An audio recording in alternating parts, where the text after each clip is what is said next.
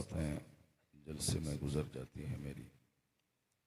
इस तरह का खूबसूरत इजलास बहुत कम देखने को मिलता है। गांव देहात के लोग खेती बाड़ी करने के बावजूद ऐसी महफिल मुनक़िद करते हैं कि बम्बई वाले देखते रह जाएं। सुभान अल्लाह। अल्लाह तबारक व तआला आपको माली और मजहबी दोनों खुशहाली अता फरमाए। आमीन। जिस तरह खूबसूरत मजमा है, अगर सारे लोग सलाम तक शरीक रहें तो बहुत खुशी की बात है, और आखिर तक रहें। न जाने दौरान गुफ्तगू इस वक्त खुसूसी रहमत अल्लाह की नाजिल हो और हमारा खाली दामन उस वक्त भर जाए। आपको अच्छी तरह मालूम है कि कुछ लम्हे रात में होते हैं जो दिन में नहीं होते, और कुछ घड़ियां दिन में होती हैं जो रात में नहीं होती। जैसे चाश्त की नमाज दिन में है, रात में नहीं। और चाश्त की नमाज की बड़ी बरकतें हैं। जो चाश्त की नमाज पाबंदी से पढ़ता हो उसके घर में गरीबी नहीं रहेगी। मालदारी हासिल करने का शानदार जरिया है चाश्त की नमाज पाबंदी से पढ़ना, पांचों नमाज पढ़ने के बाद। रात में तहज्जुद की नमाज है जो दिन में नहीं। तहज्जुद की नमाज पढ़ने से चेहरा खूबसूरत हो जाता है, और तहज्जुद की नमाज पढ़ने से कब्र में रोशनी पैदा होती है। तो अब शिकवा न करें कि मेरा चेहरा मुरझाया रहता है, मेरे चेहरे पे दाने निकले हुए हैं, मैं फेयर एंड लवली लगाता हूँ फिर भी चेहरा खूबसूरत नहीं होता है। तो फेयर एंड लवली मत लगाएं, सिर्फ 2 रकअत नमाज रात में तहज्जुद की पढ़ लिया करें, सुभान अल्लाह। चेहरा खूबसूरत हो जाएगा, और ऐसा हुस्न होगा जिस हुस्न को देखकर लोग कहेंगे कि ये किसी केमिकल और लोशन में ऐसा हुस्न हो ही नहीं सकता। अल्लाह तबारक व तआला आप सबों के चेहरे पे मुस्कुराहट बाकी रखे, और आपकी ज़िंदगी में अल्लाह सच्ची खुशियाँ अता फरमाए। तकरीर तो होती रहती है और होगी भी आज इंशाअल्लाहुल करीम, और आप अगर चाहेंगे तो लंबी तकरीर भी हो सकती है और मुख्तसर भी हो सकती है। लंबी तकरीर का मतलब है 4 घंटे, और मुख्तसर सी तकरीर का मतलब है 2 घंटे। तो अब आप समझ लें कि कौन सी तकरीर सुनेंगे, छोटी वाली सुनेंगे कि बड़ी वाली सुनेंगे। हाँ, थोड़ी कुर्सी और आगे बढ़ जाए। चलो ठीक है, चलिए कुर्सी थोड़ी आगे बढ़ा दीजिए इसको। नहीं छोड़ दें इंशाल्लाह, कोई दिक्कत की बात नहीं। वो असल नहीं ठीक है, हमको थोड़ा सा अच्छा लग रहा है। मेरी माँ बहन बेटियां जो यहाँ बैठी हुई हैं गांव देहात की, अल्हम्दुलिल्लाह, वो सब अपने सरों को और अपने चेहरों को ढांप लें तो और खूबसूरत हो जाएंगी। सुभान अल्लाह। औरतों का हुस्न पोशीदा रहने में है, और मर्दों का हुस्न जमा मर्दी और बहादुरी दिखाने में है। औरतें अपना काम करें, वो बेपर्दा ना हो, सर न खुले रहें, चेहरा खुला हुआ नहीं रहे, वो बिल्कुल बापर्दा रहें। सबसे बड़ी दौलत वही है। बुजुर्ग, ए बाबू, ए लड़का, देखो ये भाग रहा है, देखो देखो देखो देखो भाग रहा, क्यों भाग रहा है? भागो मत। हाँ हाँ हाँ, अपनी जरूरत से फारिग होकर फिर वापस आ जाना। बहुत सारे लोग सड़कों पे टहल रहे हैं, बहुत सारे लोग उधर चौराहे पे बैठे हुए हैं। या तो सो जाना था या फिर जलसे में आके तकदीर जगाना था। सुभान अल्लाह। फजूल का काम क्यों कर रहे हैं? वो बाहर क्यों बैठ के मोबाइल चला रहे हैं? आज सारी दुनिया एक एक मिनट की कीमत समझ रही है, और वक्त की जो कदर नहीं करता है, वक्त उसे जलील और बेकदर कर देता है, और जो वक्त की कदर करता है, वक्त उसे महान बना देता है। एक एक मिनट कीमती है, और ये अक्सर मैं जलसों में कहता हूँ, ये पैगाम एक एक मिनट कीमती है, ये मजहब इस्लाम देता है। किसी दूसरे मजहब में मैंने इस कदर कीमती उसूल नहीं पाए। मैंने दूसरों के यहाँ पूजा पाठ करने का कोई वक्त नहीं होता। जब मन में आया कर लिया, जब मन में आया छोड़ दिया। कोई टाइम टेबल नहीं रहता उसका। जब मन में आया झूमा, नाचा, गाया, और जब मन में आया छोड़ दिया। मगर हमारे यहाँ आप देखेंगे 1 महीने के बाद सहरी का आखिरी वक्त होता है 4:10। फॉर एग्जाम्पल, मिसाल के तौर पर, तो 4:10 से पहले मेरे लिए पानी पीना भी हलाल है और मेरे लिए दाना खाना भी हलाल है। लेकिन उसी 4:10 के बाद 4:11 पे मेरे लिए पानी पीना भी हराम हो जाता है, खाना खाना भी हराम हो जाता है। शाम के वक्त में 6:30 पे अगर इफ्तार का टाइम है तो 6:30 से पहले दाना पानी दोनों हराम, और 6:30 के बाद दाना पानी दोनों हलाल है। 1 मिनट पहले हलाल, 1 मिनट पहले हराम, 1 मिनट पहले हराम, 1 मिनट के बाद हलाल। मैं कहता हूं कि इस कदर जबरदस्त निजाम पूरी दुनिया में किसी मजहब में नहीं। बेशक। अभी ईशा की नमाज का आखिरी टाइम होने वाला है आपके यहाँ, मान लिया जाए 5:25 पे, और 5:25 से पहले फजर का टाइम शुरू होने वाला है। 5:25 तक मैं ईशा की नमाज पढ़ सकता हूँ, और 5:25 के बाद फजर का टाइम शुरू हो जाता है। अब आप समझ सकते हैं कि 1 मिनट पहले ईशा की नमाज अगर सही टाइम टेबल हो तो 1 मिनट के बाद फजर की नमाज। सारी जिंदगी, सारा साल 360 दिन आप मैदान अरफात में जाकर बैठ जाएं, नहीं होगा हज, अब हाजी नहीं कहलाएंगे। जिलहिज्जा की 9 तारीख को आफताब ढल जाने के बाद हालत एहराम में 1 मिनट भी आप अरफात में बैठ जाएं या अरफात की फजाओं से गुजर जाएं, आप हाजी हो गए। 8 जिलहिज्जा तक आप बैठे अरफात में, नहीं है हाजी आप। 9 तारीख को ही हज होगा, 8 को नहीं। अब आप समझ सकते हैं कि एक दिन, एक तारीख, एक जगह पर किस कदर वक्त की पाबंदी का राज पिन्हा है। ज़कात फर्ज होती है जिस माल पे साल गुजर जाए। साल गुजर जाने से पहले अगर आपने अपना 1 करोड़ रुपए का जेवर अपनी बीवी को दे दिया तो आप पर ज़कात फर्ज नहीं, साल नहीं गुजरा उस माल। अब उनके पास ये माल 9 महीने, 8 महीने, 10 महीने, 11 महीने तक रहा, 50 करोड़ रुपए का जेवर, जबकि 1 लाख रुपए में 2500 रुपए ज़कात निकाली। 1 करोड़ में 2.5 लाख रुपए ज़कात का। अब मेरे पास 50 करोड़ रुपए हैं, मैंने वो रुपए साल लगने से पहले अपनी बीवी को दे दिए। हम पर ज़कात फर्ज नहीं, साल ही नहीं लगा। अब बीवी उसकी मालिक हो गई, वो 11 महीने के बाद फिर वापस हमको दे दिया, उस पर भी ज़कात फर्ज नहीं। सुभान अल्लाह।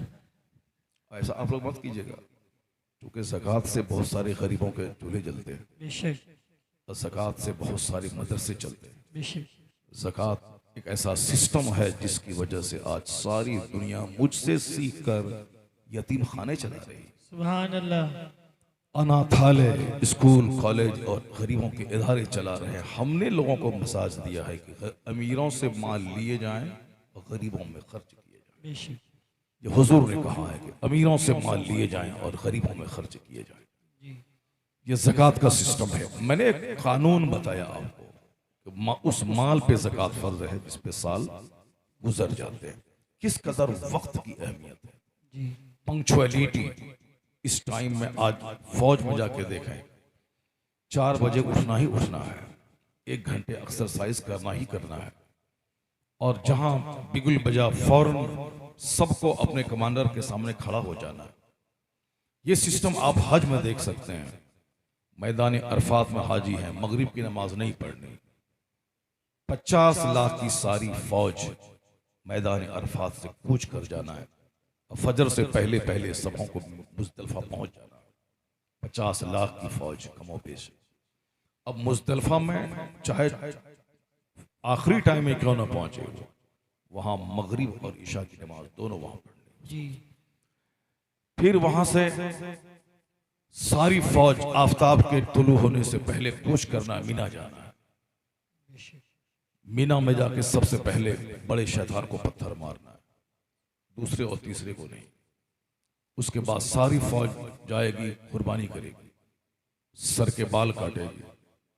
फिर सबों को लौट के जाना है मक्का, खाने काबा का तवाफ करना है, तवाफ फर्ज जो तवाफ।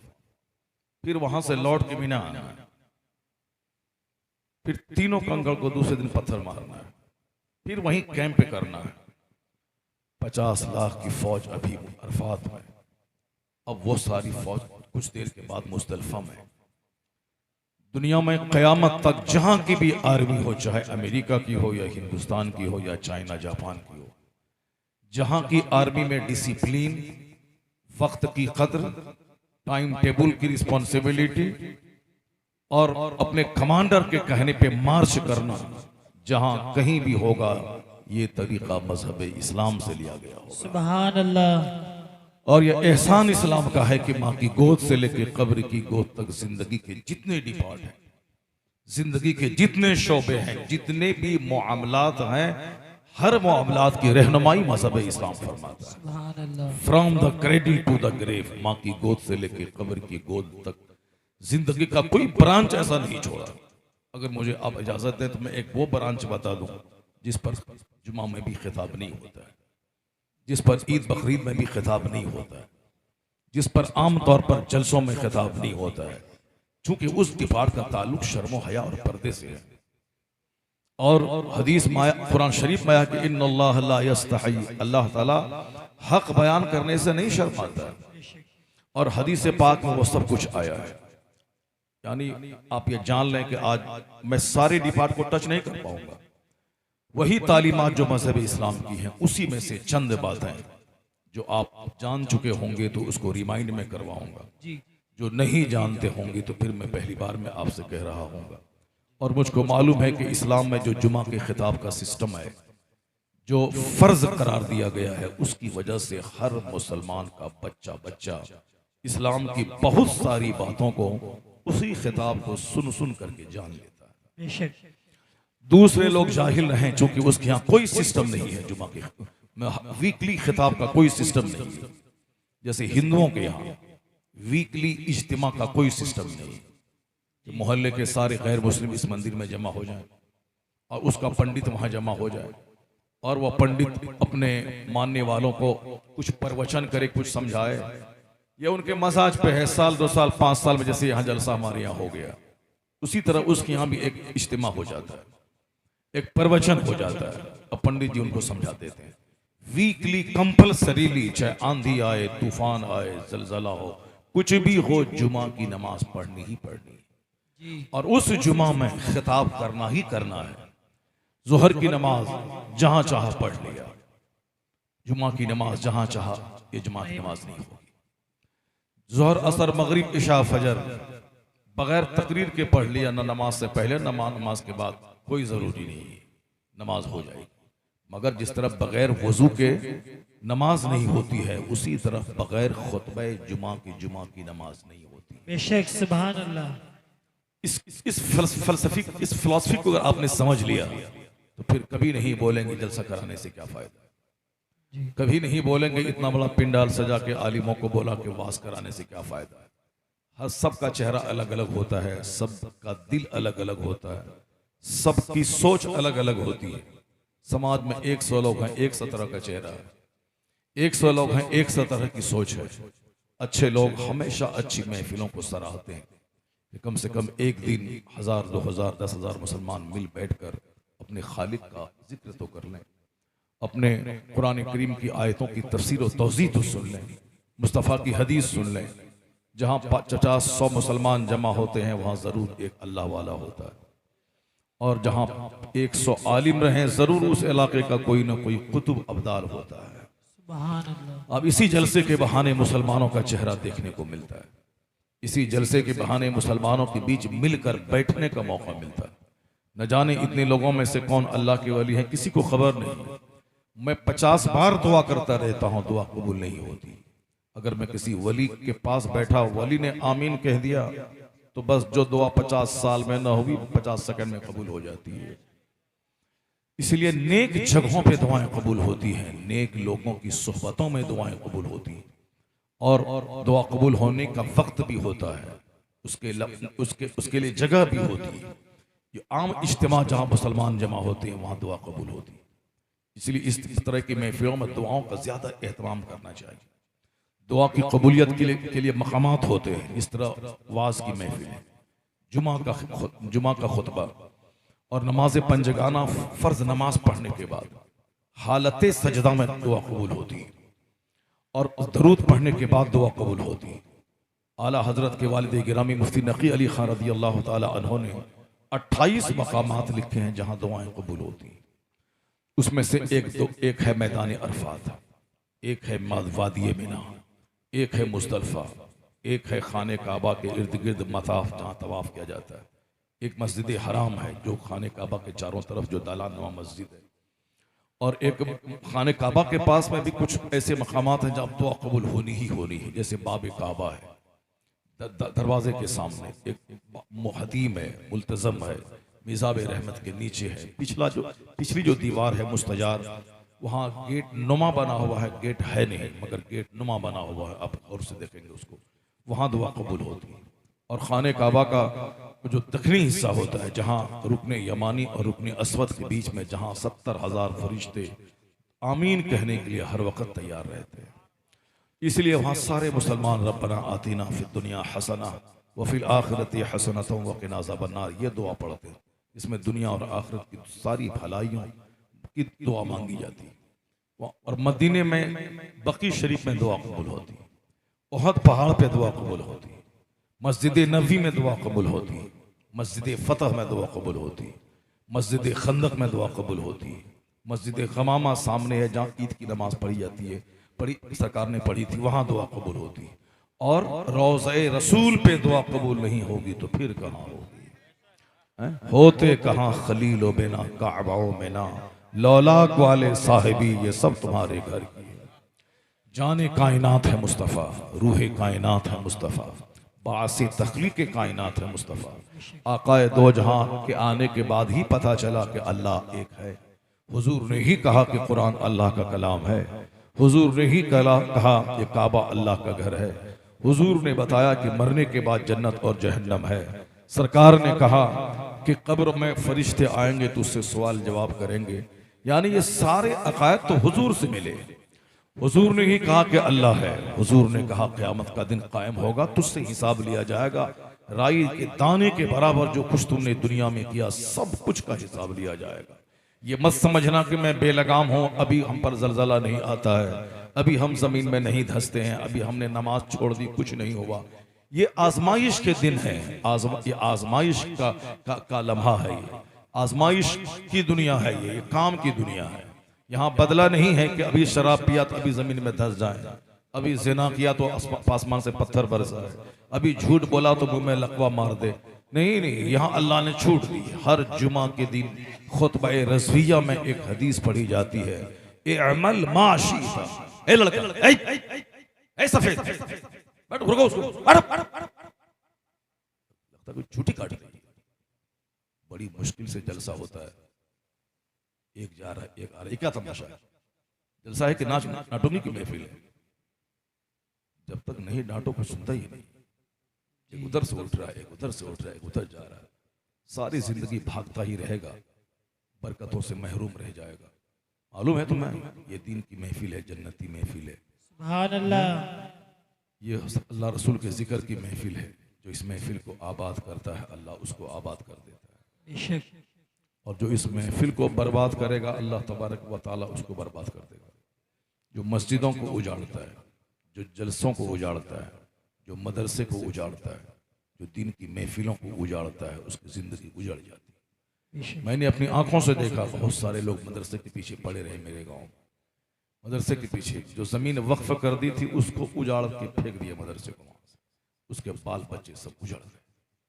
कोई कायदे का मौलवी हाफिज तक नहीं बन सका। और गरीबों के बच्चे, गरीबों के लोग जो आलिमों का हाथ चूमते, आलिमों के पास आके बैठते थे, जिनकी जमीन नहीं थी, मजदूरी करते थे, आज उनके बेटे हाफिज, कारी, आलिम सब बन गए। सुभान और अल्लाह। सब साहब शानदार घर, शानदार मकान, शानदार गाड़ियां सब चला रहे हैं। तो आलिमों की बेइज्जती से उनके खानदान में कोई आलिम नहीं पैदा होगा, और आलिमों की कद्र मंजिलत करने से उसके खानदान, उसके बाल बच्चों में अल्लाह ताला अहले इल्म पैदा कर देगा। सुभान अल्लाह। इसलिए ये मजलिस उजाड़ने की चीज नहीं, उजाड़ना ही था तो फिर तुमने इसका इनेकाद क्यों किया? जलसे में आते हो तो आओ, कायदे से बैठो, पेशाब वगैरह सब करके, वजू करके सब कायदे से जलसे में आओ, सुभान अल्लाह। ताकि 2-4-5 घंटे आराम से बैठ जाएं, वहां से निकलने की फुर्सत न मिले। अगर सोना है तो यहीं सो जाओ, ये जन्नत की क्यारी है, इसी में सो जाओ, यहीं पे सो जाओ।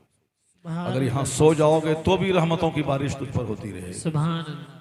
और जब यहाँ से उठ के जाएगा तो बहुत सारा गुनाहों का दाग धो चुका होगा। बेशक। अल्लाह तबारक व तआला हम सबों को दीनी मजलिसों की कदर की तौफीक अता फरमाए। आमीन। जो लोग वहाँ रास्ते में खड़े वो सब अंदर आ जाएं।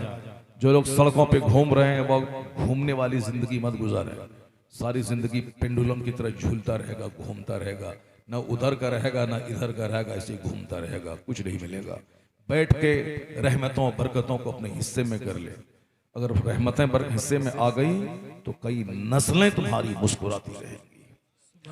आज जरूरत है हमारे घर में बरकतों के आने की, आज जरूरत है मेरे चेहरे पे मुस्कुराहट के आने की, आज जरूरत है जो दिल वीरान और उजड़ चुका है उस दिल को आबाद करने की, आज जरूरत है जो रिश्तेदारियां हमारी टूट गई हैं उन रिश्तेदारियों को जोड़ने की, आज जरूरत है जो गांव समाज इख्तलाफ, इंतशार और लड़ाई झगड़े की आग में जल रहा है उस आग को बुझाने की जरूरत है। सीने में जो घमंड और गुरूर है कि मैं उससे अच्छा हूं, इस गुरूर को मिटा करके एक दूसरे के सम्मान और इज्जत देने की जरूरत है। आज दिल नहीं लगता घर में, दिल उजड़ा हुआ है, तबीयत नहीं लगती है। हिंदुस्तान में बहुत सारे लोग अभी 1 साल के अंदर में कई हजार इंडियन पलायन करके इंडिया छोड़ करके कोई ऑस्ट्रेलिया चले गए, कोई अमेरिका चले गए, कोई कनाडा चले गए। हम लोग तो अपने गांव को देखते हैं, वजीरगंज को देखते हैं, क्या नाम है इस गांव का? मिर्जागंज। हमारी नजर तो मिर्जागंज पे है, मगर कुछ लोगों की नजर पूरे लखीमपुर इलाके पे, कुछ लोगों की नजर पूरे लखनऊ बेंच पे है, कुछ लोगों की नजर पूरे उत्तर प्रदेश पे है, कुछ की नजर पूरे हिंदुस्तान पे है, कुछ की नजर सारी दुनिया पे है। जो जहां तक रहते हैं उसी तरह की सोच रहती है। कुछ लोग ये देखते हैं कि जो बीमारी हमारे इस गांव में है वही बीमारी लखनऊ में भी है, वही बीमारी बरेली में भी है, वही बीमारी बंबई में भी है। कहां भागेगा? अपना ये मोहल्ला छोड़ करके लखनऊ जाएगा? लखनऊ में इससे बुरे लोग रहते, हसद करने वाला, जलन करने वाला, दूसरों को नीचा दिखाने वाला, झूठे केस मुकदमे में फंसा करके उसकी दुकान को ठप कर देने वाला, उसके बाल बच्चों की नौकरी छुड़ा देने वाला, अपना सत्तू और पानी बांध कर लखनऊ से बरेली जा करके मेरी बेटी का जो रिश्ता वहां लगता है इंजीनियर से, जो आदमी एक कदम बगैर फायदे के नहीं उठाता, अब वो आदमी मेरे रिश्ते को तोड़वाने के लिए लखनऊ से बरेली जा करके मेरी शिकायत करके मेरी बेटी का रिश्ता तोड़वा के मुस्कुराता है और ताली बजाने लगता है। ऐसे ऐसे लोग समाज में, उसे क्या कहेंगे? आदमी कहेंगे? वो जानवरों से बदतर है जो अपने पड़ोसी की बेटी का रिश्ता तोड़वा देता है। ऐसे लोगों से समाज भरता हुआ जा रहा है। कहां हो तुम? खाली गाड़ी मकान दुकान, साहब इसी में लोग लगे हुए हैं, गाड़ी मकान दुकान। कयामत की निशानी है कि जो नंगा बदन होगा वो ऊंची इमारत में फख्र करेगा, जो बकरी का चराने वाला होगा ऊंची इमारत में फख्र करेगा। नहीं पढ़ी तुमने हदीस जिब्रील? बुखारी शरीफ की सबसे बड़ी हदीस हदीस जिब्रील, जिसमें आया है अंतलदल अमतु रब्बतहा, जब देखना कि बांदियां अपने मालिक को जन्म दे रही हैं तो कयामत का इंतजार कर। इस हदीस की 2 तशरीह है। एक है कि माँ अपने पेट से नाफरमान औलाद पैदा करेगी। माँ उस हस्ती का नाम है जिसके सामने बेटा निगाह नीची करके बात करे। माँ के पांव के नीचे जन्नत है। माँ से ऊंची जगह ना बैठे, माँ से तल्ख लबो लहजे में बात ना करे, ये बेअदबी है। एक गुलाम की तरह बात करे, अपनी माँ से और अपने बाप से। लेकिन आज देखें, एक बेटा जो माँ को पालता है, खिलाता पिलाता है, कपड़े देता है, वो कभी कभी गुस्से में आके आंख दिखा के कहता है, खबरदार ठीक से रहो वरना बहुत बुरा हो जाएगा। ये गुलाम था, आंख नहीं मिलाना था, ये आंख दिखाता है माँ को। यानी ये नौकर है, ये माँ का मालिक बन रहा है। मैं ठीक से रहो वरना खाना पीना सब बंद कर देंगे। तो माँ अपने इस बेटे को नहीं जन्म दिया है, माँ अपने मालिक को जन्म दे रही। जब नाफरमान बेटों की तादाद बढ़ जाए तो क़यामत का इंतजार करना, क़यामत आने वाली, बहुत करीब आने वाली। जब क़यामत करीब आएगी तो गुनाह ज्यादा होगा और जलजला कसरत से होगा। जिस मकान को आदमी 25 साल एड़ी रगड़ के कमाएगा, दिल्ली, पंजाब, बंबई, सऊदी अरब, कतर, दुबई, अमान, दमाम, तबूक में, रियाद में एड़ी रगड़ के 10 साल कमाएगा और एक छोटा सा घर बना लेगा, एक छोटी सी आल्टो खरीद लेगा, उसके बाद हाथ सूखा फकीर भूखा, पैसा ही नहीं, फिर दोबारा लौट के जाएगा दमाम। तो जिंदगी गुजर गई, एक छोटा सा घर बनाया, जलजला का एक हल्का सा झोंका सारे घर को गिरा के उसकी कब्र बना देता। कितने लाख लोग मर गए तुर्की में, 50,000 की तो सिर्फ अखबारी रिपोर्ट है, कितने लाख लोग मर गए। 25 साल गाढ़ी कमाई से 10 मंजिला मकान बनाया था, उसे क्या खबर थी कि वही मकान उसके लिए कब्र बन जाएगा। उस मकान के मलबे में उसकी लाश सड़ जाएगी, वो लाश मलबे से निकल नहीं पाएगी। जहां वो तड़प तड़प के उसी घर में जान दे देगा जिस घर के लिए उन्होंने नमाज छोड़ करके मकान बनाया था, रोजा छोड़ करके घर बनाया था, हज ना निकाल के घर बनाया था, कितने झूठ बोल के घर बनाया था। ऐसे ही घर नहीं बन जाता है। जहां जहां भी बुलंद इमारतें हैं उनके पीछे करोड़ों झूठ है, उसके पीछे करोड़ों गुनाह है, उसके पीछे फितना है, फसाद है, लंद है, बंद है, फरेब है, दगा है। हलाल कमाई से थोड़ी 50 करोड़ का मकान बनता है। हलाल कमाई झूम के नहीं बरसती है। जरा देख लें, ईंट ढो करके 8 घंटे ईंट ढोए तब जो 400 रुपए मिलते हैं, एक एक पैसा उसका हलाल का होता है। और वो हलाल का 1 रुपया जब अंदर जाता है तो पूरा सीना रोशन हो जाता है। सुभान अल्लाह। और हराम का 1 रुपया, गाड़ी पे बैठा है, केस में डाल देंगे, नहीं बाबू 2 लाख पहुंचा दो घर पे, बस पहुंचा देता हूं। ये भी हराम खोर, और जो 2 लाख पहुंचाया वो भी हराम खोर, उसका पैसा भी हराम का, इसका पैसा हराम का, उसका बेटा भी जोकर, इसका बेटा भी लोफर। नस्लें तबाह हो जाती है। हराम का 1 लुकमा अंदर गया, दिल गंदा, जबान गंदी, दिमाग गंदा, सोच गंदी, पूरा वजूद गंदा। और उस हराम ग़िज़ा से जो मनी का कतरा बनता है और उससे जो बच्चों की पैदाइश होती है, उन बच्चों की मानसिकता, उसकी सोच सब गंदी। आज जोकरों की तादाद में इजाफा हो गया, शरीर और डकैतों की तादाद में इजाफा हो गया।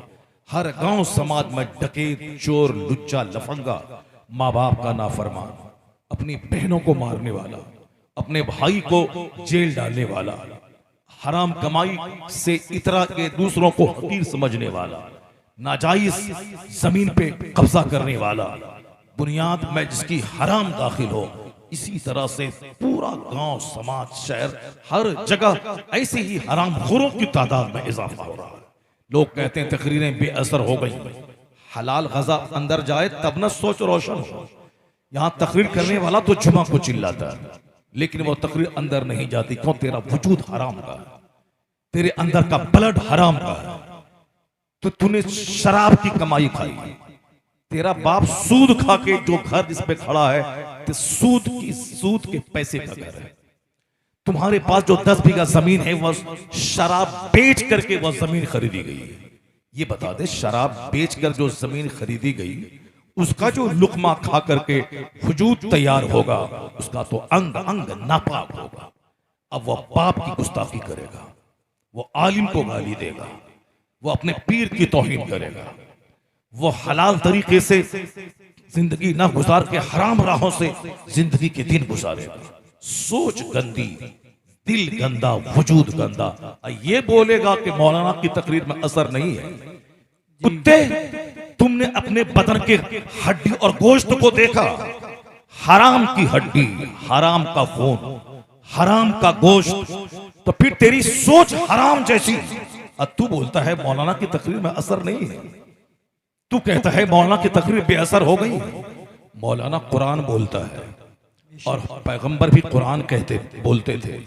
करोड़ों लाखों में से चंद लोग होते थे जो खिंच खिंच के आके कलमा पढ़ लेते थे। नबियों पर भी अल्लाह का कलाम पेश कर देना लोगों पर जरूरी था, और यही काम नबी के गुलाम उनके नाइब करते हैं, लोगों के सामने कुरान पेश करते हैं, हदीस बयान करते हैं।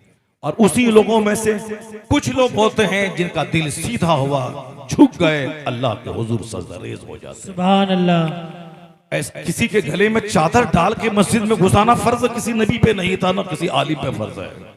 किसी पे फर्ज नहीं था, ना किसी नबी पे, न किसी आलिम पे फर्ज है। सिर्फ अल्लाह का कलाम पहुंचा देना है। लगता है कि हुजूर सय्यदी सुहेल मिल्लत की आमद हो रही है। इंतहाई अदब और एहतराम के बस साथ अदब और आप खड़े हो एहतराम के जाएं। साथ शहजादे सरकार गौसे आजम जानशीन हुजूर ताहिर मिल्लत हुजूर पीर तरीक़त रहबरे राह शरीयत सय्यदी सरकार सुहेल मिल्लत की जलवागरी हो रही। मोहब्बत के साथ इस्तकबाल करें। नारे तकबीर। जरा अपने हाथों को उठाकर बुलंद आवाज से जवाब दें। नारे तकबीर, नारे रिसालत, रहमते आलम कॉन्फ्रेंस, मसलके आला हजरत, आमदे सरकार सुहेले मिल्लत, वाहिदी दूल्हा, फैजाने बिलग्राम शरीफ, जानशीने सरकार ताहिरे मिल्लत हुजूर सय्यदी सरकार सुहेले मिल्लत, आमदे हुजूर सुहेले मिल्लत, फैजाने हुजूर बादशाहे बिलग्राम शरीफ हुजूर सय्यदी सरकार सुहेले मिल्लत। नारे तकबीर, नारे रिसालत। हजरात बिल्कुल इंतहाई अदब और एहतराम के साथ, बिल्कुल इत्मीनान और सुकून से अपनी अपनी जगह पर आप हजरात बाअदब होकर बैठ जाएं। शहजादे सरकार गौसे आजम हम सब के दिल की धड़कन, हम सब की आंखों का नूर बनकर हुजूर सय्यदी सरकार सुहेल मिल्लत मिंबरे नूर पर जलवागर हो चुके हैं। आप अदब के साथ बैठ जाएं, बैठकर हजरत की जियारत करें, जितना हो सके करीब आ जाएं। जितना करीब रहेंगे इंशाअल्लाह खुदा की रहमतें आपके उतना करीब रहेंगी। आप हजरात अदब के साथ करीब आकर हुजूर सय्यदी सरकार सुहेल मिल्लत के चेहरे की जियारत करते रहें और खलीफा ताजुश्शरिया हज़रत अल्लामा शाह मुफ्ती शहरियार साहिब क़िबला की पाकीज़ा गुफ्तगू समाअत करें। बैठ जाए। मजलिस के खत्म होने के बाद सारे लोग हुजूर सय्यदी सुहेल मियां साहब क़िबला मददसल्लल्लाहु अलैहि से मुलाकात कर लेंगे। हजरत बैठे रहेंगे, सारे लोग मुसाफा। अभी बैठ जाओ, बैठो अभी सब बैठ जाओ। बाद में महफिल खत्म होने के बाद सलाम और दुआ के बाद बैठ जाइए। अब गौर से सुने गुफ्तगू थोड़ी देर, उसके बाद हजरत आपके सामने रहेंगे। जिन लोगों ने अब तक किसी सही पीरो मुर्शिद से अब तक बैत नहीं की है, वो हुजूर सुहेल मिल्लत के हाथों हाथ देकर अपने ज़िंदगी के चिराग को रोशन करें, अपने दिलों को रोशन करने का सामान मुहैया करें और अपने शेख की गुलामी में दाखिल हो जाएं। मुर्शिद और शेख की निगरानी में जो ज़िंदगी गुजरती है वो ज़िंदगी नाकामी से महफूज रहती है। दुनिया में भी शेख की रहमतें उनके साथ रहती हैं और मरने के बाद भी शेख की इनायतें उसके साथ रहती हैं, कब्र में, हश्र में, जन्नत में। इसलिए सही पीर का इंतखाब करना चाहिए ताकि हमें सही रास्ता दिखलाए। और ऐसा गलत पीर अगर का इंतखाब हुआ तो दुनिया और आखिरत दोनों तबाह हो जाएगी। सुहेल मिल्लत मसलक आला हजरत के नकीब और पासबान का नाम है और इस वक्त में पूरी दुनिया में सही रास्ते पे चलने के लिए एक ही मसलक है, मसलक आला हजरत। चूंकि किसी भी दूसरे रास्ते को आप चुनेंगे तो वहां बहुत सारे रिस्ट्रिक्शंस हैं, रुकावटें हैं, उबड़ खाबड़ है, इफरात और तफरीत है। जो इससे हटते हैं दुश्मनी में या तो राफिजी और हसद में या तो राफिजी बन जाते हैं, या दुश्मनी में वो खारिजी नजदी वहाबी देवबंदी बन जाते हैं।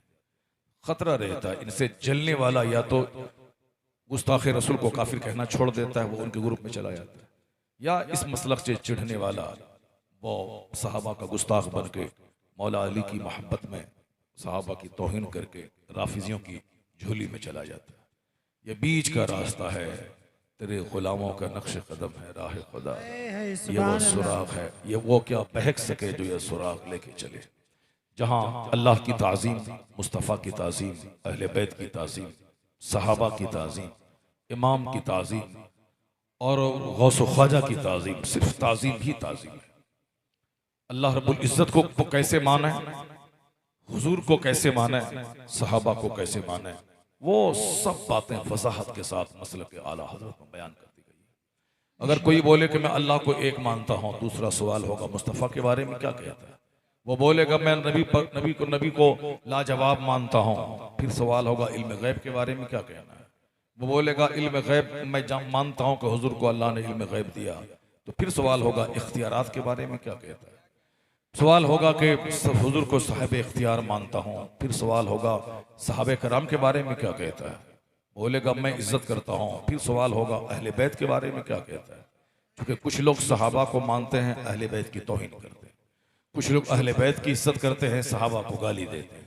तो अब एतराज पे एतराज पैदा होता जाएगा। लेकिन कंप्लीट मोमिन का कोई एक ऐसा जुमला हो, सेंटेंस, जिसके बोलने के बाद पता चल जाए कि ये आदमी न सहाबा का गुस्ताख है, न अहले बैत का गुस्ताख है, न गौसो ख्वाजा का गुस्ताख है, न रसूल पाक का गुस्ताख है, परफेक्ट मोमिन है ये।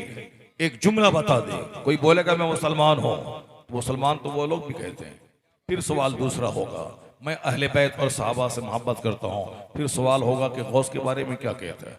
क्योंकि कुछ लोग इमाम आजम को मानते हैं, गौस आजम की तौहीन करते हैं, और कुछ लोग गरीब नवाज को गौस आजम से बड़ा मानते हैं। यानी फतूर पैदा होता जा रहा है, ज़बाना दुनिया क़यामत के करीब जाती जा रही है, वैसे ही तरह तरह की उल्टी सीधी सोच पैदा होती जा रही है। इस दौर में एक लफ्ज़ है जिसके आगे कोई सवाल नहीं होगा कि हुजूर के बारे में क्या, सहाबा के बारे में क्या, अहले बैत के बारे में क्या, इमाम आजम के बारे में क्या, गरीब नवाज के बारे में आगे कोई सवाल नहीं। सिर्फ एक जुमला है, मसलके आला हज़रत जिंदाबाद। कोई बोल दे कि मैं मसलके आला हज़रत के मानने वाला हूँ, अब सवाल दूसरा होगा ही नहीं कि अल्लाह ताला के बारे में क्या अकीदा है, हुजूर के बारे में क्या अकीदा है, सहाबा के बारे में क्या अकीदा है, अहले बैत के बारे में क्या अकीदा है, गौसो ख्वाजा के बारे में क्या अकीदा है। जो परफेक्ट अकीदा है उसी की तर्जमानी का नाम है मसलके आला। सुभान अल्लाह। इससे जो बुग़्ज़ रखेगा जरूर कहीं ना कोई उसकी चोरी पकड़ी जाएगी। या तो अहले बैत की मोहब्बत में जलेगा, हुसैन हुसैन अली अली करेगा, तो कहीं जरूर कभी ना कभी वो हज़रत सिद्दीक़ अकबर को गाली देता नजर आएगा, कभी जरूर अमीर मुआविया रज़ी अल्लाह तआला अन्हु को गाली देता नजर आएगा, क्योंकि उसके दिल का चोर पकड़ा जाता है। मसलके आला हजरत का फॉलोवर न कभी मौला अली से बुग़्ज़ रखेगा, न कभी हजरत अमीर मुआविया से बुग़्ज़ रखेगा। अमीर मुआविया की ताज़ीम बहैसियत सहाबी और मौला अली की ताज़ीम बहैसियत सहाबी, बहैसियत खलीफतुल मुस्लिमीन, बहैसियत दामाद रसूल, बहैसियत हसनैन करीमैन के वालिद गिरामी, बहैसियत बाप फज़लो विलायत पे लाखों सलाम। यानी ताज़ीम उनकी भी और उनकी भी। ये कौन सिखाता है? ये मसलके आला हजरत सिखाता है। सुभान अल्लाह। अल्लाह तबारक व तआला हमको और आपको सबों को मसलके आला हजरत पर आखिर दम तक कायम रहने की तौफीक अता फरमाए। आमीन। मेरी गुफ्तगू चल रही थी, सोच आज लोगों की टेढ़ी हो गई, उसमें हराम गज़ाओं का बहुत बड़ा दखल है। बदन में आग लगी है। बहुत सारी औरतें हमारी थी जो जवानी के दिनों में बेवा हो गई, उनकी शादी दूसरी नहीं हुई, 80 साल में उसकी वफात हुई, लेकिन पूरी जिंदगी नेकियों से इबारत है, पूरी जिंदगी तकवा और तहारत से इबारत हो गई। पटना अजीमाबाद की एक खातून जवानी में बेवा हो गई, दूसरी शादी नहीं करी, उन्होंने अपने आप को घर में मुक़य्यद कर दिया। न अजनबी मर्दों का चेहरा वो देखती थी, न अजनबी मर्दों से बात करती थी, अपनी इज्जत की हिफाजत, शादी नहीं करी उन्होंने, दिन रोजा रखने में, रात तिलावत और नमाज में वो गुजारती थी। एक लंबा अरसा शौहर की गैर मौजूदगी में लंबा अरसा गुजारना बहुत मुश्किल काम होता है। ये नेचुरल सिस्टम है, खाने पीने सोने और जो ख्वाहिशात तबई हैं वो हर इंसान में दाखिल है। उसकी मुखालफत कोई करेगा वो नहीं रह पाएगा दुनिया में। जिस तरह खाने की ख्वाहिश है, अगर कोई बोलेगा मैं भूखा दुनिया में जिंदा रह जाऊंगा, नहीं रह पाए। खाना एक हाजत तबई में दाखिल है। सोना हमारी जरूरत है। कोई बोले मैं नहीं सोऊंगा मैं जिंदा रह जाऊंगा, नहीं होगा। पानी पीना ये हमारी जरूरत है। कोई बोले मैं बगैर पानी पिए मैं जिंदा रह जाऊंगा, ऐसा नहीं है, या नहीं रह पाएगा। उसी तरह खाना दाना पानी जिस तरह जरूरत है, उसी तरह एक जरूरत है। अगर मैं मर्द हूं तो मेरी एक जरूरत है। मेरे बाप अगर शादी नहीं करते तो मैं पैदा नहीं होता। मेरे दादा अगर शादी नहीं करते तो मेरे बाप पैदा ना होते। गौसे आजम के वालिद गिरामी सैयद अबू सालेह जंगी दोस्त अगर शादी नहीं करते तो गौसे आजम कहां से पैदा होते। ख्वाजा गरीब नवाज के वालिद सैयद गियासुद्दीन रज़ी अल्लाह तआला अन्हु शादी नहीं करते तो गरीब नवाज कहां से पैदा होते। आला हजरत के वालिद मुफ्ती नकी अली खान रज़ी अल्लाह तआला अन्हु शादी नहीं करते तो आला हजरत कहां से पैदा होते। ये एक नेचुरल सिस्टम है। अल्लाह ने मर्द को पैदा किया है और औरतों को पैदा किया है। मर्द के लिए औरतों में कशिश अल्लाह ने रख दी है और औरतों के लिए अल्लाह ने मर्दों में कशिश रख दी। अगर इसको इस्लाम से हट के दोनों अपने तबीयत का इस्तेमाल करे तो वही जराइम पैदा होगा, वहां जिनाकारी का इजहार होगा। समाज एक दूसरे से कट के मर जाएगा और एक खूबसूरत औरत पे 10 आदमी हाथ दौड़ाएगा और जंग होगी, कत्लो क़िताल होगा, दुनिया में आग से भर जाएगी। उसी सिस्टम को मर्द तुम्हारे लिए और तुम मर्दों के लिए हो। तो एक सिस्टम है कि सोशल लाइफ में 10 आदमी के बीच में दोनों एक दूसरे से एक इज़्वाजी जिंदगी गुजारने का कॉन्ट्रैक्ट कर लो। अल्लाह के नाम पे दोनों एक हो जाओ, उसी का नाम निकाह है।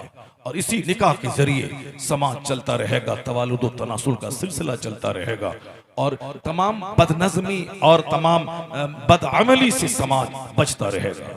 इससे हट के जितने भी सिस्टम पैदा होगा, चाहे लिव इन रिलेशनशिप का सिस्टम हो, चाहे होमोसेक्सुअलिटी का सिस्टम हो, चाहे इस्लामबाजी का सिस्टम हो, वह सारे सिस्टम ने दुनिया को खतरनाक बीमारी दी। वह सारे सिस्टम ने एक डेंजरस निजाम समाज को दिया।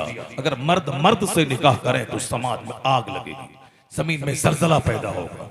जिस तरफ मगरिब के लोगों ने कहा कि नहीं भी आदमी आजाद पैदा हुआ है, वो जिस तरह जीना चाहे जिए, मर्द मर्दों से शादी करना चाहे करे, वो आदमी की शक्ल में भेड़िया और जानवर है जो नेचुरल सिस्टम के खिलाफ काम करने को जज ने एक कानूनी आजादी अता कर दी। उसी तरह हिंदुस्तान में कुछ तबका है जहाँ के औरतों के होमोसेक्सुअलिटी यानी हम जिन्स परस्ती को फरोग देने के लिए सड़कों पे बाज़ाब्ता उसके लिए प्रोटेस्ट होता है, डिमांड होता है कि हमें आज़ादी दिए जाए। कुछ ममालिक में आज़ादी है। ये बताएं कि औरतें औरतों से शादी करेंगी तो बच्चा कहाँ से पैदा होगा और फिर ये इंसान की आबादी कैसे चलेगी। लेकिन एंटी नेचुरल सिस्टम करने की वजह से दुनिया को एड्स का मुंह देखना पड़ा।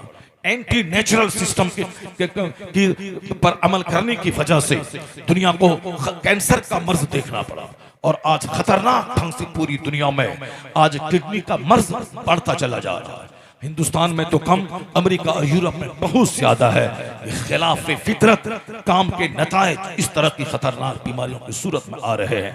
मजहब इस्लाम जहां जन्नत की बात करता है, वही मजहब इस्लाम अच्छी सेहत की बात करता है। जहां मजहब इस्लाम नमाज रोजे हज और ज़कात का पैगाम देता है, वही नमाज और रोजे की सूरत में शानदार हिफ्ज़ाने सेहत का पैगाम देता है। इस्लाम ये नहीं कहता कि पहाड़ की गुफाओं में चढ़ जा और वहां पूजा अर्चना कर नफ्स को मारता रहा। नहीं, जो नफ्स को मारने वाला है उससे बेहतर वो है जो शादी करता हो, 10 बच्चे पैदा करता हो और खेत खलियान में जाके मजदूरी करके अपनी बीवी को भी पालता हो, अपने बच्चों को भी पालता हो। रात भर का 1000 सजदा एक तरफ, हलाल रोजी का एक लुकमा बाल बच्चों को खिलाने के लिए मेहनत करना एक तरफ। सुभान अल्लाह। नारे तकबीर, नारे रिसालत।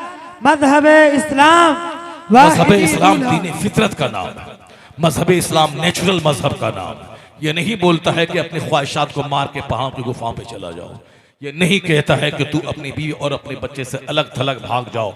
मजहब तो ये कहता है कि जो बीवी बच्चों से भाग जाए वह भगोड़ा खाने काबा के खिलाफ के साए में क्यों ना मर जाए, अल्लाह ना उसका नफल कबूल करेगा ना अल्लाह उसका फर्ज कबूल करेगा।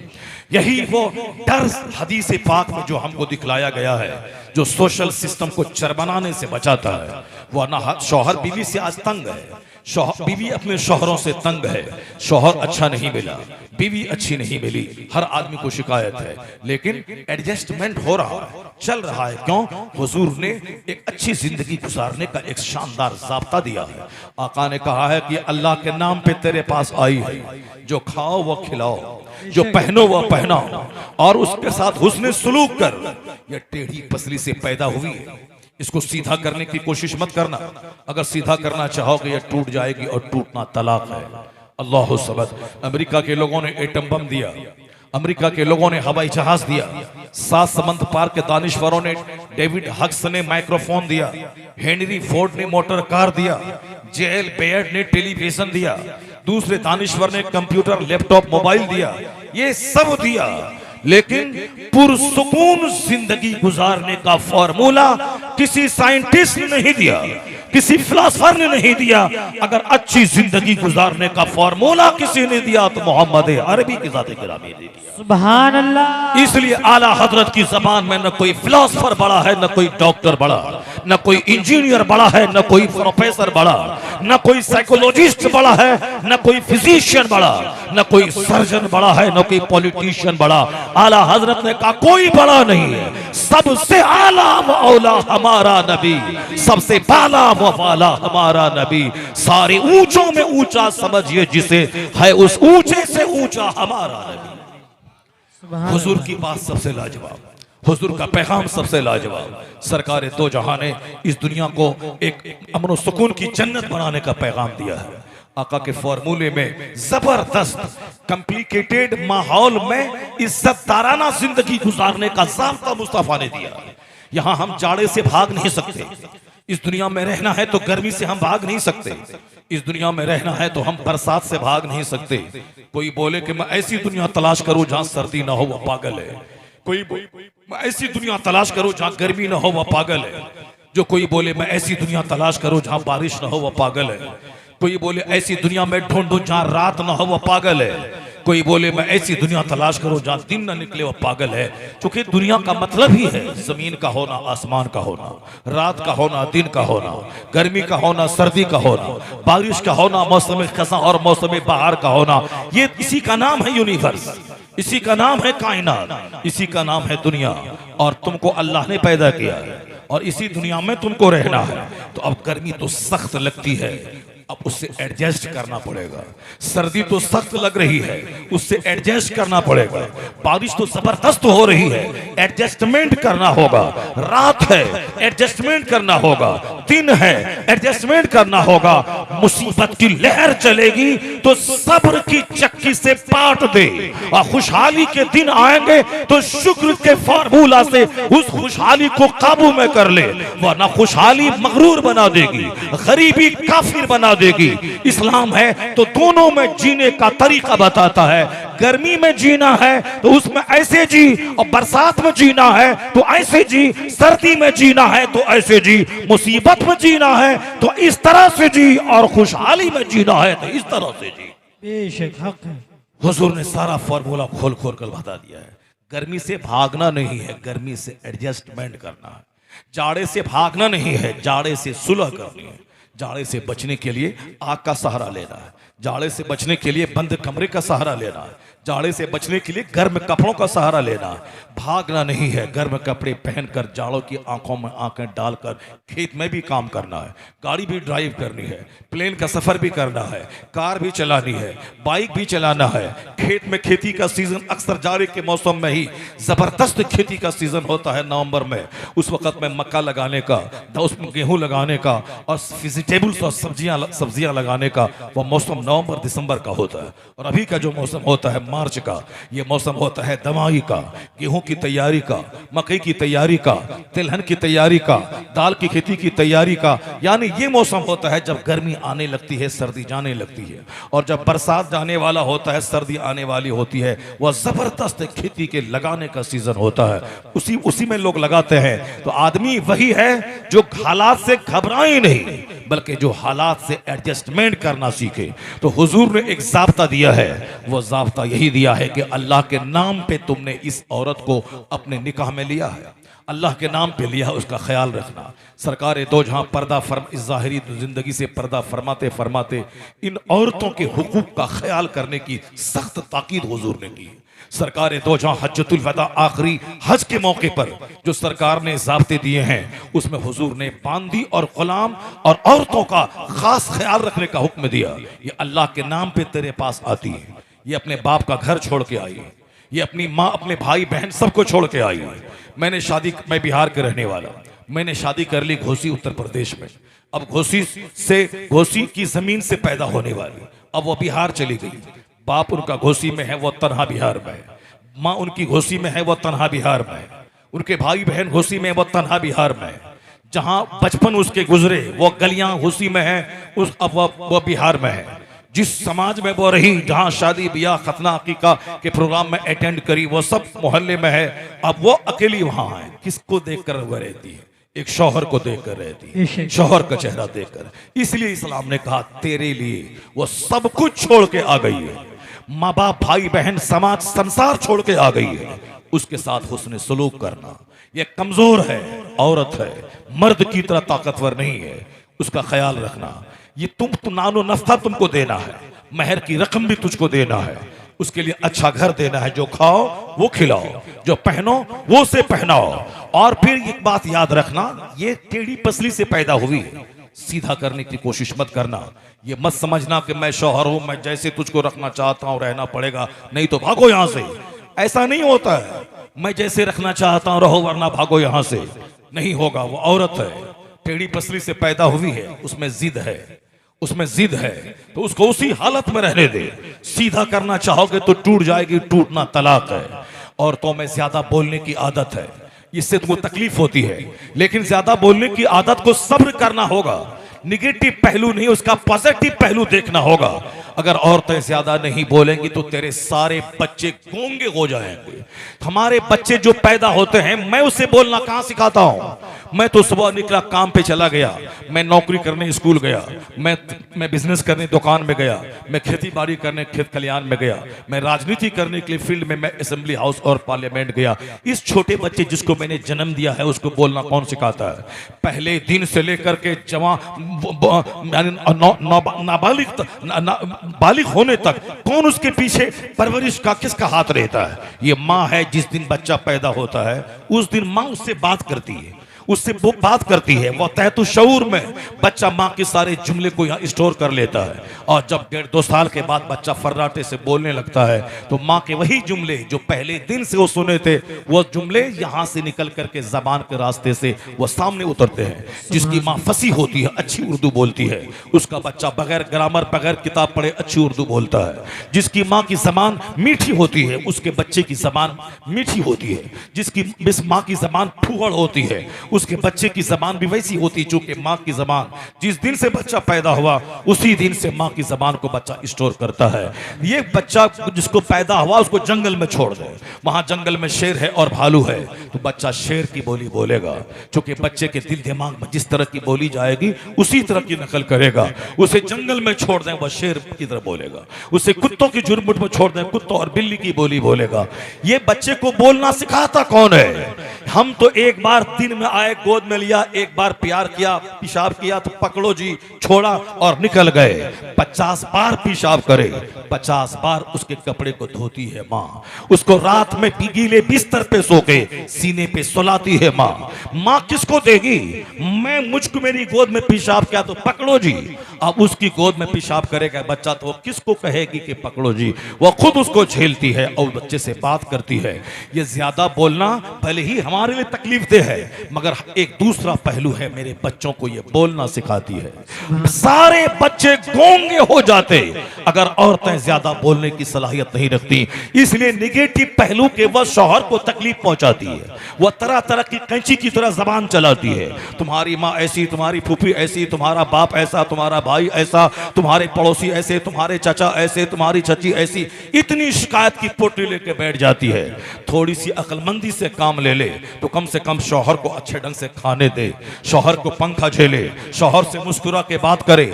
8 घंटे हल चला के 8 घंटे दुकान में रह के आया है शौहर, उसको इतनी खुशी दे के 2 लुकमा ज्यादा खा ले। उसका दिमाग जो 8 घंटे दुकान में रहने का था टेंशन फ्री कर दे, मुस्कुरा के अच्छी बात करके। मगर ये इतनी बड़ी बात उसकी इस खोपड़ी में नहीं आने वाली है। इधर खाना देती है, अच्छा शानदार खाना बनाती है, उधर जहां बैठ गई तो शिकायत की पोटली खोलने लगती है। तुम्हारी माँ ऐसी, तुम्हारी फूफी ऐसी, तुम्हारा बाप ऐसा, तुम्हारा चाचा ऐसा, तुम्हारा भांजा ऐसा, तुम्हारा भतीजा ऐसा। अब ये बेचारा मर्द है जो सबको पी जाता है, सह जाता समंदर की तरह। एक साहब बोला, हजरत मेरी भी बड़ी तकलीफ पहुंचाती है। पीर साहब ने बोला, तुम शौहर है या वो शौहर है? कहा हुजूर मैं शौहर हूं। कहा फिर शौहर का मतलब, मर्द का मतलब बादशाह होता है। तो जो बादशाह होता है वह सब कुछ पी जाता है, पीता रहा और घर को खुशी का माहौल बनाता रहा। वरना सीधा करना चाहेगा तो टूट जाएगी, टूटना तलाक है, आग लग जाएगी घर में, उसी हालत में रहने दे। कसरत ज्यादा बोलती है, मेरे बच्चों को गोंगा बनने से बचाती है। वो ज्यादा बोलती है, ज्यादा बोलने की वजह से मैं जब गमगीन और रंजीदा होता हूं, वो मुझको खुशी देने का सामान करती है। मेरे कपड़े धोती है वो, मेरे खाना बनाती है वो, मेरे बच्चों को पालती है वो, मेरे घर को सुखी बनाती है वो। मैं घर छोड़ के 10 साल तक के लिए गल्फ चला जाऊं, इस घर की हिफाजत करती है। बड़े काम की चीज है। इसलिए हुजूर ने कहा कि अल्लाह के नाम पे तुमने उनकी शर्मगाह को अपने लिए हलाल किया है। जो खा वो उसे खिला, जो पहन उसे पहना। और याद रखना उसमें तुम तो टेढ़ापन है, उसकी एक आदत बुरी लगे तो दूसरी आदत को सामने लाकर जो अच्छी हो इस पर पर्दा डाल दिया करना। इस कमजोर का ख्याल मुस्तफा ने किया है। कौन बोलता है कि औरतों को पढ़ाओ और बढ़ाओ, बेटियां बचाओ, बेटियां पढ़ाओ, बेटियां बढ़ाओ, किसका नारा है? तो इस जमाने में तो हर बाप बेटी से प्यार करता है और हर बाप अपनी बेटी की पैदाइश के बाद खुशियां मनाता है, उसे गाड़ता नहीं है जमीन में। तो फिर अभी बेटियां बचाने की बात क्या कर रहा है? कुछ जलील किस्म के लोग हैं जो हमल का पता लगाकर मां के पेट में ही एबॉर्शन करवा देते हैं। ऐसे कुत्तों की तादाद भी है, मगर 2-4% ऐसे लोग हैं। मेजॉरिटी बच्चियों से प्यार करने वालों की, बच्चियों की पैदाइश पे खुशियां मनाने की है। जब बच्चियों की पैदाइश पे खुशियां मनाई जा रही है तो फिर कौन सा नारा है? बेटियां बचाइए, बेटियां पढ़ाइए। आज गांव का देहाती, शहर का शहरी सब बेटी को पढ़ाना चाहता है। सारे लोग पढ़ा रहे हैं, सारे लोग पढ़ा रहे हैं। फिर अभी बेटियां पढ़ेंगी, बेटियां बढ़ेंगी, ये नारा अजूबा नहीं है। नारा अजूबा वो था जो 1400 साल पहले दिया गया, जब बाप अपनी बेटी को कातिल हो चुका था, जब बाप अपनी बेटी को जिंदा दफन करता था, जब औरतें बेवा हो गई, लौट के बाप के पास आ गई, बाप उसको डाइन कह करके जीने का हक छीन लिया था। तो उस वक्त जब बेटियों पे बाप जालिम बन चुका था, बेटियों को दफनाया जा रहा था, उस वक्त नारा किसने दिया कि बेटियां मारी नहीं जाएंगी, बेटियां बचाई जाएंगी। बेटियां मारने की चीज नहीं है, बचाने की चीज है। कयामत तक अगर बेटियां आज बच रही है, मारी नहीं जा रही है, तो एहसान मोहम्मद अरबी रहमते दो आलम का है, जिसने कहा कि बेटियां मारी नहीं जाएंगी, बेटियां बचाई जाएंगी। जिस घर में बेटी पैदा होती है अपने साथ रहमतों का भंडार लेके आती है। सुभान अल्लाह। ये नारा मोहम्मद अरबी रहमत दो आलम अलैहिस्सलाम का है। जिस वक्त बाप ही बेटी को जिंदा दफन करता था, कौन बचाने की बात करता? अभी शौहर तलाक दे दिया, बाप के पास लौट के आ गई, बीवी का शौहर मर गया, बेवा होके बच्ची बाप के पास आ गई, तो अब बाप ही अगर बेटी को मारने लगे तो कौन बचाएगा? आज तो शौहर मार दिया, शौहर छोड़ के भाग गया, बाप के पास शरण ले रही है, और शौहर मर गया, बाप के पास शरण ले रही है। लेकिन जब बाप ही उसको बेसहारा करता हो, उस वक्त कौन उसे सहारा देगा? दुनिया ने अपनी आंखों से देखा कि बेवा को डाइन और कातिल कहने वाला बाप, और फिर अपनी बेटियों को जिंदा दफन करने वाला बाप। उस माहौल को किसने बदला? किसने मेंटेलिटी बदली? किसने लोगों की सोच बदली? किसने जीने का ट्रेंड बदल दिया? जो कातिल था वो बेटी की पैदाइश की तमन्ना करने लगा।